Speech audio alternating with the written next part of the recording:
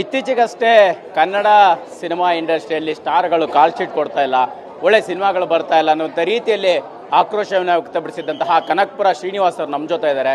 ಸಾಕಷ್ಟು ಸ್ಟಾರ್ ನಟರಿಗೆ ಸಿನಿಮಾಗಳನ್ನು ಮಾಡಿದ್ರು, ಬಟ್ ಸದ್ಯಕ್ಕೆ ಇವತ್ತು ಜೂನಿಯರ್ ಸಿನಿಮಾ ನೋಡ್ತಾ ಇದ್ದಾರೆ. ಹೇಗೆ ಅನ್ನಿಸ್ತಿದೆ ಅಂತ ಕೇಳೋಣ. ಸರ್, ಮೊನ್ನೆ ಅಷ್ಟೇ ಒಂದು ದೊಡ್ಡ ಆಕ್ರೋಶದ ನುಡಿಗಳನ್ನು ಹೇಳಿದ್ರಿ. ಕನ್ನಡ ಚಿತ್ರೋದ್ಯಮದಲ್ಲಿ ಸ್ಟಾರ್ಗಳು ಕಾಲ್ ಶೀಟ್ ಕೊಡ್ತಾ ಇಲ್ಲ, ಸಿನಿಮಾ ಮಾಡ್ತಾ ಇರೋರು ನಾವು ಎಲ್ಲಿ ಹೋಗ್ಬೇಕು ಅನ್ನೋಂಥ ರೀತಿಯಲ್ಲಿ ಯಾಕೆ ಆ ರೀತಿ ಆಕ್ರೋಶ ವ್ಯಕ್ತ ಆಯಿತು, ಯಾರಿಗಾಗಿ ಹೇಳಿದ್ದು ಅಂತ? ಭಗವಂತ ಹೊಟ್ಟೆ ಅನ್ನೋದು ಕೊಟ್ಟವನೇ, ಆ ಹೊಟ್ಟೆಗೋಸ್ಕರ ಎಲ್ಲರೂ ಒಂದೊಂದು ಕೆಲಸ ಮಾಡ್ತಾರೆ.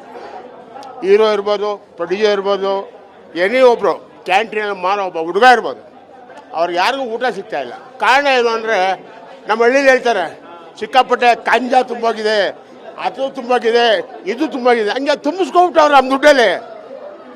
ಅದು 100 ವರ್ಷ ಆದರೂ ಕರಗಲ್ಲ ಅವ್ರಿಗೆ. ಅದೇ ವರ್ಕರ್ಸ್ಗೆ ಹಂಗಲ್ಲ ಸರ್, ದಿನ ಕೇಳಬೇಕು, ದಿನ ತಿನ್ನಬೇಕು. ಅದು ನಮ್ಮ ಇಂಡಸ್ಟ್ರಿಲಿ ಕೊಡ್ತಾ ಇದೆ. ಒಬ್ಬ 3 ವರ್ಷ 4 ವರ್ಷ ಆದರೂ ಸಿನಿಮಾ ಮಾಡಲ್ಲ. ಯಾಕೆ ಮಾಡಲ್ಲ? ರೋಗನಾ ಏನು ನಿಮಗೆ? ದುಡ್ಡು ಕೊಡ್ತಾ ಇಲ್ವಾ?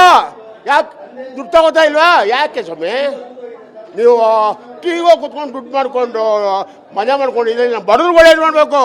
ಕಾರ್ಮಿಕರುಗಳು ಏನು ಮಾಡಬೇಕು? ಡೈರೆಕ್ಟ್ರುಗಳು ಏನು ಮಾಡಬೇಕು? ಎಷ್ಟು ಜನ ಇದ್ದಾರೆ ಇಂಡಸ್ಟ್ರಿ ನಂಬ್ಕೊಂಡು? ಸಿನಿಮಾ ಇಂಡಸ್ಟ್ರಿ ನಮಗೂ ಎಷ್ಟು ಜನ ಅವರೇ. ಥಿಯೇಟ್ರವರು ಅವರು ಪಾಪ ಥಿಯೇಟ್ರವರು ಸತ್ತೋಗ್ಬಿಟ್ಟಿದ್ದಾರೆ. ಸಿನಿಮಾ ಇಲ್ಲದೆ, ಕನ್ನಡ ಸಿನಿಮಾ ಇಲ್ಲದೆ ಸತ್ತೋಗ್ಬಿಟ್ಟಿದ್ದಾರೆ. ರೆಂಟ್ ಕಟ್ಲಿಕ್ಕೆ ಆಗ್ತಾ ಇಲ್ಲ, ಟ್ಯಾಕ್ಸ್ ಕಟ್ಲಿಕ್ಕೆ ಆಗ್ತಾ ಇಲ್ಲ, ಆಕ್ಷನ್ ಆಗ್ತಾ ಇದೆ. ಅದು ಗೊತ್ತಿಲ್ವಾ ನಿಮ್ಗೆಲ್ಲನೂ? ನಿಮಗೆ ಮನೆ ಮಠ ಇಲ್ವಾ? ಹಂಗೆಲ್ಲ ಮಾಡಬೇಡಿ. ಇವಾಗ ಹೆಚ್ಚಿಸ್ಕೊಳ್ಳಿ. ಗಂಡಲ್ಲೇ ಗಂಡು ಸೂಪರ್ ಪಿಕ್ಚರ್ ಇದು ಬಂದಿದೆ. ಪಿಕ್ಚರು ಎಲ್ಲ 7 ಕೋಟಿ ಜನ ನೋಡಿ. ಈ ಥರ ಒಬ್ರು ಇವತ್ತು ನಾಳೆ ಇನ್ನೂ 1000 ಜನ ಬರ್ತಾರೆ. ಖಂಡಿತ ಬಂದೇ ಬರ್ತಾರೆ. ಇಂಡಸ್ಟ್ರಿ ಉಳಿತಿದೆ.